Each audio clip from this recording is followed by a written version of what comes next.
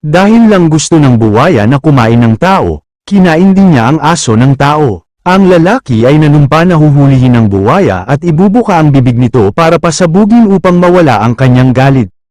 Ngayon lang, lumalangoy ang lalaki sa tubig, sa hindi inaasahang pagkakataon, dumiretso ang agresibong buwaya sa lalaki.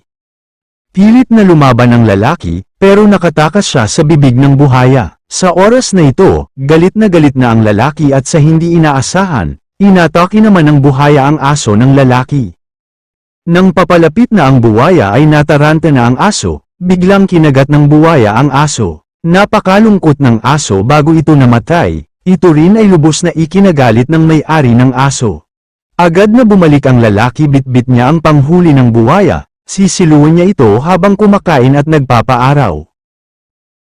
Nais ding tumakas ng buwaya pero nasilo ng lalaki ang baywang ng buwaya gamit ang kanyang panghuli, at ang buwaya ay mukhang magiging bag ng tao, sinfron, o sapatos ang balat nito.